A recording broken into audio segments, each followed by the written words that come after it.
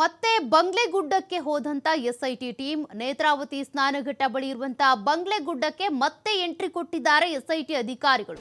PWD ಅಧಿಕಾರಿಗಳನ್ನ ಕರ್ಕೊಂಡು SIT ತೆರಳಿರೋದು ಬಂಗ್ಲೆಗುಡ್ಡಕ್ಕೆ. ಇದೇ ಬಂಗ್ಲೆಗುಡ್ಡದಲ್ಲಿ ಮೇಲ್ಭಾಗದಲ್ಲೇ ಭೂಮಿಯ ಮೇಲ್ಭಾಗದಲ್ಲೇ ಒಂದಷ್ಟು ಮೂಳೆಗಳು ಅಸ್ಥಿಪಂಜರ ಸಿಕ್ಕಿದೆ. ಅಲ್ಲಿಗೀಗ ಮತ್ತೆ ಎಸ್ಐಟಿ ಹೋಗಿದೆ.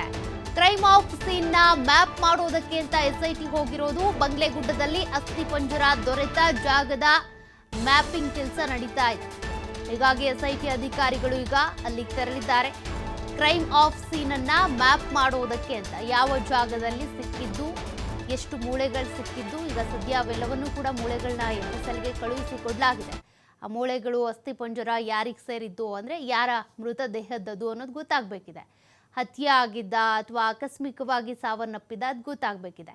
ಸದ್ಯ ಈಗ ಬಂಗ್ಲೆಗುಡ್ಡಕ್ಕೆ ಮತ್ತೆ ಎಸ್ಐಟಿ ಟೀಮ್ ಹೋಗಿದೆ.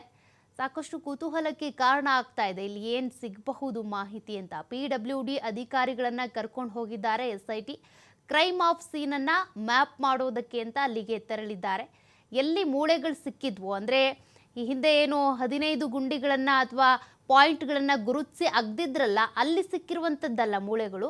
ಬಂಗ್ಲೆಗುಡ್ಡದಲ್ಲಿ ಭೂಮಿಯ ಮೇಲ್ಭಾಗದಲ್ಲೇ ಕೆಲ ಅಸ್ಥಿ ಪಂಜರಗಳು ಮೂಳೆಗಳು ಸಿಕ್ಕಿದ್ವು. ಅವುಗಳನ್ನ ಈಗಾಗಲೇ ಎಫ್ಎಸ್ಎಲ್ಗೂ ಕಳುಹಿಸಿಕೊಡಲಾಗಿದೆ. ಆ ಜಾಗದ ಮ್ಯಾಪ್ ಮಾಡೋದಕ್ಕೆ ಅಂತ, ಕ್ರೈಮ್ ಆಫ್ ಸೀನ್ನ ಮ್ಯಾಪ್ ಮಾಡೋದಕ್ಕೆ ಅಂತ ಎಸ್ಐಟಿ ಪಿಡಬ್ಲ್ಯೂಡಿ ಅಧಿಕಾರಿಗಳನ್ನ ಕರ್ಕೊಂಡು ಅಲ್ಲಿಗೆ ತೆರಳಿದ್ದಾರೆ. ಎಷ್ಟು ಸಮಯ ಹಿಡಿಯುತ್ತೆ ನೋಡೋಣ. ಒಟ್ನಲ್ಲಿ ದಕ್ಷಿಣ ಕನ್ನಡ ಬೆಳ್ತಂಗಡಿಯಲ್ಲಿ ಎಸ್ಐಟಿ ಅಧಿಕಾರಿಗಳೇನಿದ್ದಾರೆ, ಎಸ್ಐಟಿ ಅಧಿಕಾರಿಗಳ ಕಚೇರಿ ಏನಿದೆ, ಅಲ್ಲಿ ಪ್ರತಿದಿನವೂ ಕೂಡ ಒಬ್ಬೊಬ್ಬರನ್ನ ವಿಚಾರಣೆಗೆ ಕರೆಸ್ತಿದ್ದಾರೆ, ವಿಚಾರಣೆ ಮಾಡ್ತಾ ಇದ್ದಾರೆ.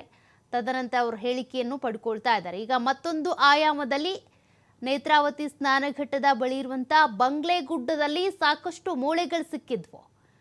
ಈಗಾಗಲೇ ಉಪ್ಪಿನಲ್ಲಿ ಶೇಖರಣೆ ಮಾಡ್ಕೊಂಡು ಹೋಗಿ ಎಫ್ಎಸ್ಎಲ್ಗೂ ಕಳುಹಿಸಿ ಕೊಟ್ಟಿದ್ದಾರೆ. ಸದ್ಯ ಆ ಜಾಗದಲ್ಲಿ ಮ್ಯಾಪ್ ಮಾಡೋದಕ್ಕೆ ಅಂತ ತೆರಳಿದ್ದಾರೆ.